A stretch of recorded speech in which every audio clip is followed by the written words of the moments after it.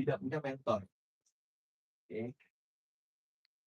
The big picture yang sudah kita funding itu seperti dalam satu ekosistem.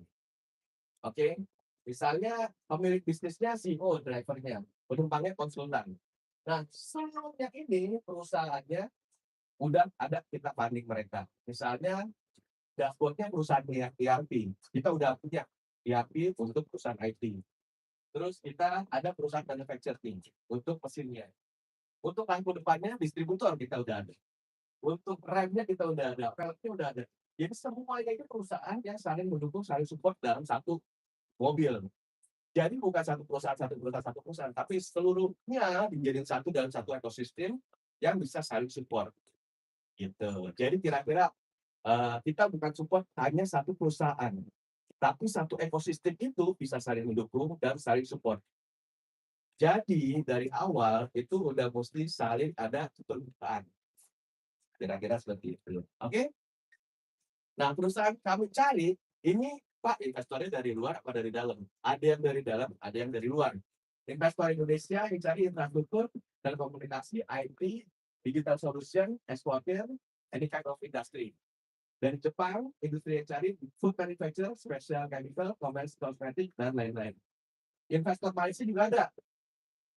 Healthcare, education, energi, dekarbonasi, e-commerce, dan lain-lain. Oke.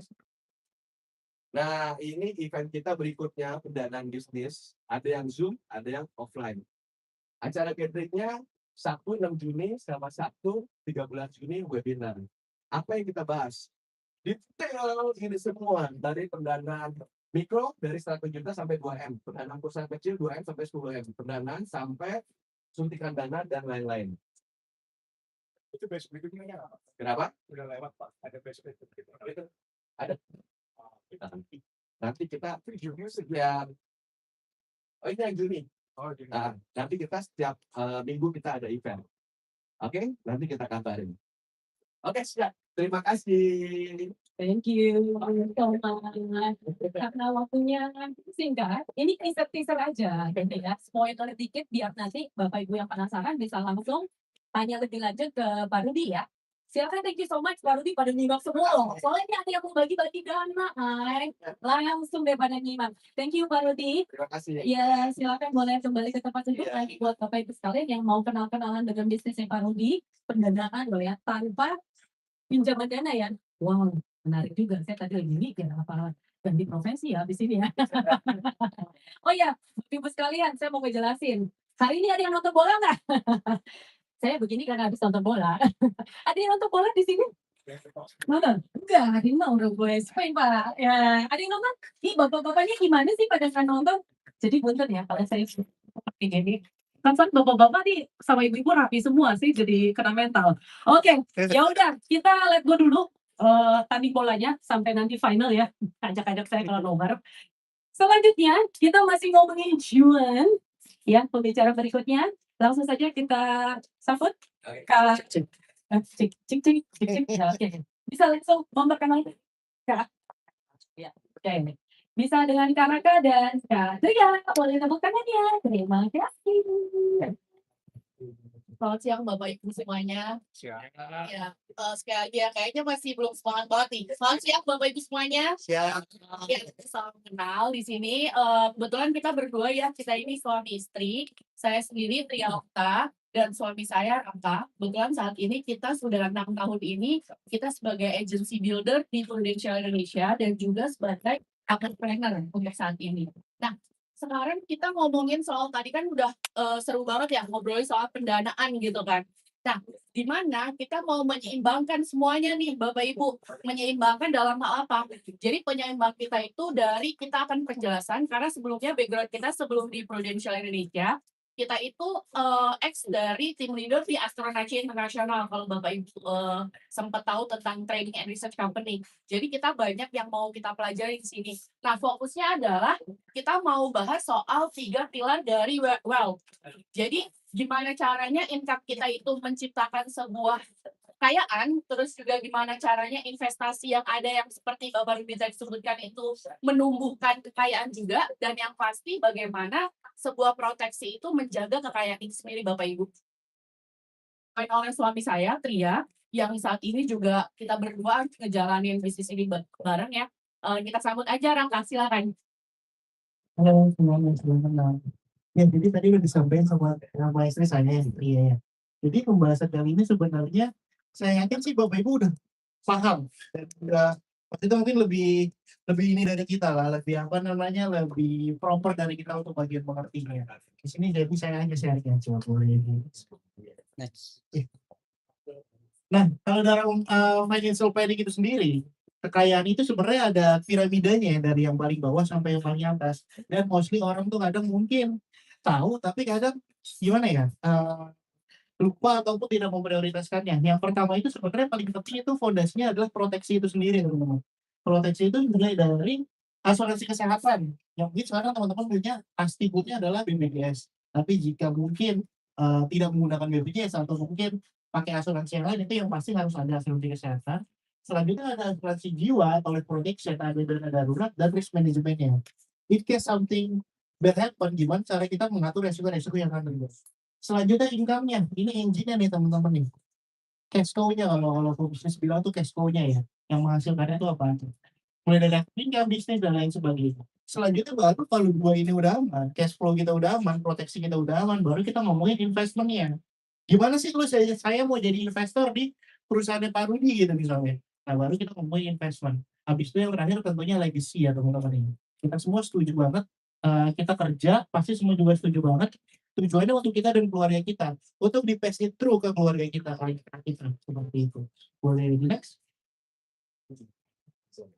Lebihnya kayak gitu teman-teman kalau bangun rumah ya. Paling bawah itu adalah proteksi, paling bawahnya. Selanjutnya dindingnya itu adalah income-nya, yang menopangnya, melindungi dan menopang kehidupan. Selanjutnya next stair-nya itu adalah investment dan paling atas itu adalah legacy atau freedom-nya. Tujuan hidupnya yaitu warisannya. Di sini ada satu quotes yang kita ambil, fondasi yang kuat membuat rumah berdiri kokoh dalam segala keadaan. Mungkin kalau teman-teman pernah dengar, ada orang yang bangun rumah di atas batu sama ada orang yang bangun rumah di atas pasir. Kurang lebih kepentingan fondasi teman-teman. Ini the biggest mistake. Mungkin buat teman-teman, kebetulan saya dan Tria itu adalah konsultan di bagian proteksi dan keluarga gitu ya, keuangan keluarga. Banyak banget yang datang ke kita, itu kondisinya salah. Dalam artian gini, harusnya proteksi itu paling atas. Mostly orang di luar sana mementingkan tuh investasi dulu. Dan ketika sudah ada risiko baru datang ke kita. Itu agak sulit ya gitu kan. Makanya yang paling benar adalah proteksinya dulu, udah proteksinya udah aman, baru kita generate income kita lebih besar. Habis itu kita investment dan balik lagi ke legacy. Banyak orang fokus nyari return atau profit dalam 1 tahun 10-15% fokusnya itu. Tapi lupa satu resiko bisa di-skip kehilangan 100%. Banyak orang di luar sana yang hidupnya baik-baik aja, tapi semuanya jadi disaster ketika something bad happen terjadi di keluarga mereka ataupun di merekanya seperti itu. Boleh di next Pak? Ini alasannya teman-teman ya. Why protection come first? Hidup itu penuh ketidakpastian. Kerja di mana? Mulai dari sakit kritis, kecelakaan, penghasilan kita yang terhenti, Sekarang kan masa depan kita. Banyak orang di luar sana miskin atau bangkrut semata-mata karena tidak punya yang namanya manajemen sistem itu sendiri. Gimana caranya kita if something bad happen kita buat keluarga, gimana caranya kita antisipasi itu semua. dekat UAB pasar. Nasabah-nasabah kita ya teman-teman, nasabah saya dan Ria ya, itu mulai dari startup sampai yang paling level yang mungkin bisa dibilang konglomerat gitu ya. Mereka melihat protection itu bukan expense. Banyak nasabah-nasabah kita yang punya gedung-gedung tinggi di Jakarta. Dia tuh bisa ngeluarin 200 miliar sendiri untuk apa namanya tinggi nih teman-teman nih. Yang kalau ada kebakaran airnya keluar. Itu bisa miliaran, ratusan miliar dia keluar. Jadi protection itu bukan expense. Di bawahnya kan. Protection itu strategi itu namanya. Iya, owner of ya. The three pillars in action. Ini alur praktisnya teman-teman ya. Pertama proteksi, kedua income, ketiga investment, baru ujungnya setelah kita ngomongin ini semua akan lari ke yang namanya legacy atau kebebasan keuangan itu sendiri. Boleh di next Pak?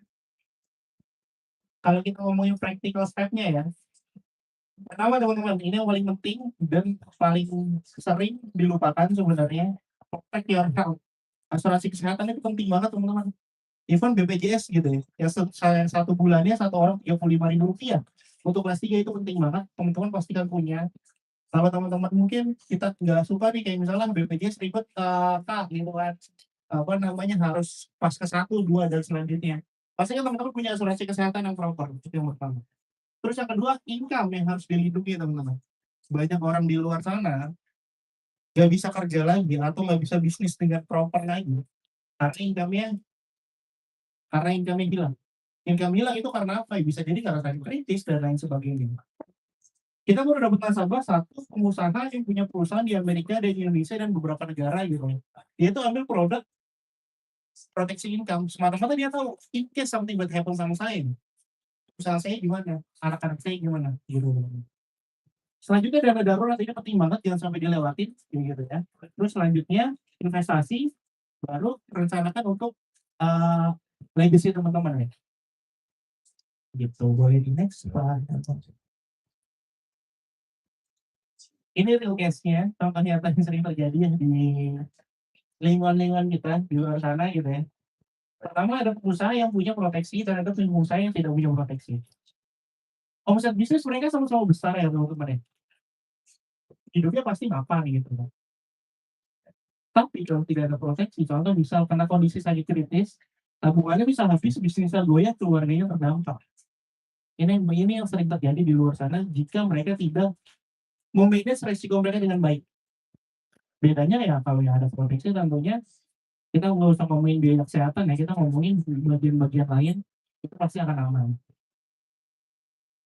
Bukan seberapa banyak uang yang kita hasilkan teman-teman, tapi seberapa baik kita menjaganya, atau seberapa baik kita mengaturnya.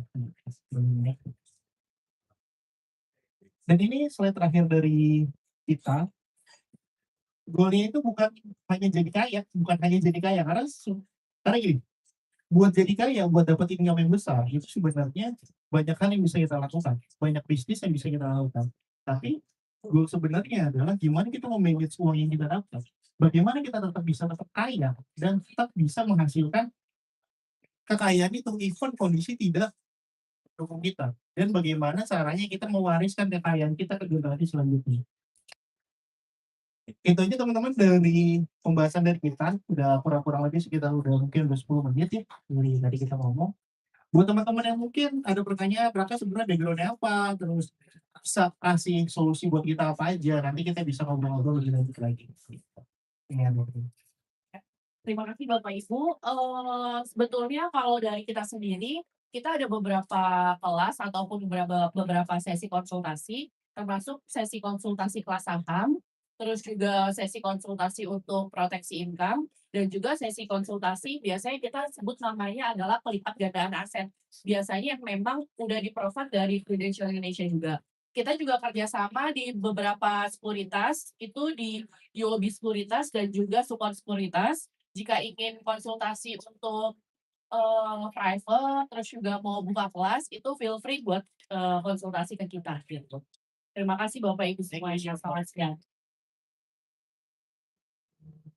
Thank you semuanya. Oke, mungkin masih ada waktu, boleh ya? Boleh ya, kalau misalnya ada yang mau tanya-tanya mungkin? Boleh? Boleh. Kalau ada Bapak Ibu di sini yang pengen bertanya mungkin? How to grow atau how to protect your wealth kali ya, lebih tepatnya. Karena kalau misalnya kekayaan kita nggak diproteksi malah jadi habis ya. Iya nggak sih? Sebenarnya ketika kita yang poin penting dari kita juga adalah networking ya. Jadi ketika kita kenal sama satu orang, kita berpikir gimana caranya kita kenalin kita ini ke kenalan yang lain. Karena kan buat sama-sama grow gitu. Betul. Jadi nih kalau misalnya saat ini kira-kira audiensnya atau orang-orang yang bisa membantu servisnya kalian tuh seperti apa nih? Sebenarnya kita banyak sih kan dari nasabah-nasabah kita tuh seperti yang tadi kita bilang ya, mulai dari yang startup company sampai yang udah skalanya multinasional gitu ada gitu. Tapi kan tergantung lagi dari kebutuhan demand mereka masing-masing. Kayak misalnya aku tadi kenal sama beberapa orang, ada yang bisnisnya di kelapa sawit, ada yang di mana, nanti pasti kan ketika ada yang cocok pasti aku akan temuin gitu istilahnya. Oke, jadi memang harus kenal dulu nih ya. Ya harus Karena ngobrol. kalau kita nggak kenal gimana cara mau bikin apa tuh? Apa sih yang what do you say? Like proposal atau apa? Saya bahasa bisnisnya nggak Kalau kita nggak kenal gimana kita bisa bantu jadi konsultan buat bisnisnya, Oh iya. bisa Nice, bisa iya. trainingnya gitu. Oke. Oke, mungkin Bapak Ibu di sini ada yang mau nanya? Ya Bu Melati mau nanya. Monggo. Silakan. Ya, terima kasih Bapak Ibu sekalian. Ya, Pak Raka, ya udah sempat ngobrol. Sebenarnya ada dua aspek ya Pak Raka sama Ibu. Sebagai rakyat biasa, saya Sekarang yang pemikiran gitu. sebagai usaha. Ya. Dengan sekarang kan kalau rakyat biasa dengan kurs rupiah, kemudian juga pajak Ya. pribadi, bahkan fokus saya tadi ada beberapa yang 0,2% jadi 22%. Jadi pertanyaannya gimana ya, apakah itu kalau istilah Bapak Ibu kan mungkin ada hedgingnya, mitigasi atau bersikap soal itu sih. Terima kasih. Ya, kalau dari kita ketika ada pertanyaan seperti itu, balik lagi supaya kita mesti ngobrol dulu sih.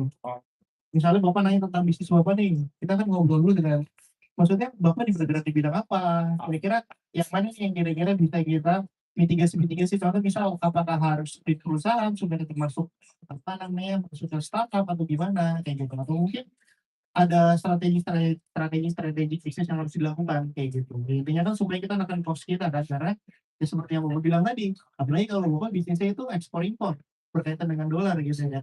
Ya itu harus benar-benar cost-nya ditekan sedemikian rupa sih. Dan itu tentunya nanti akan saya kenalin nih ke teman-teman kita yang mungkin bergerak di bidang itu.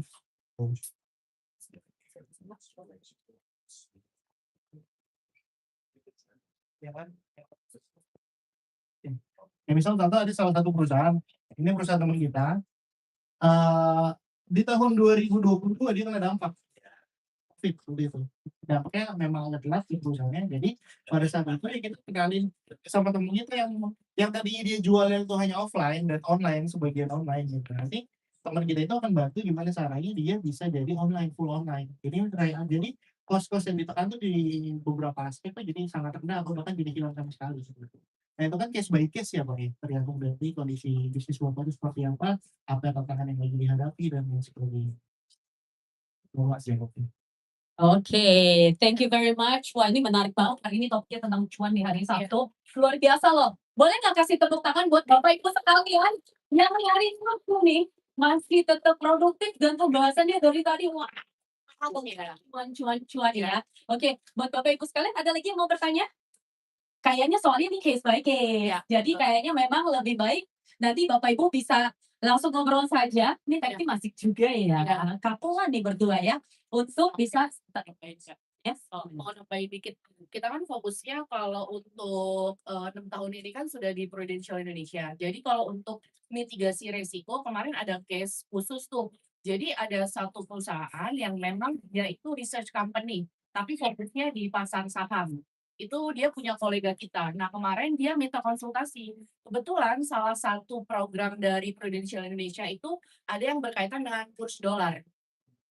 Jadi ketika once kurs dolar ini sudah naik, sekarang kan at least 18.000 ya Pak ya, 18.000 gitu.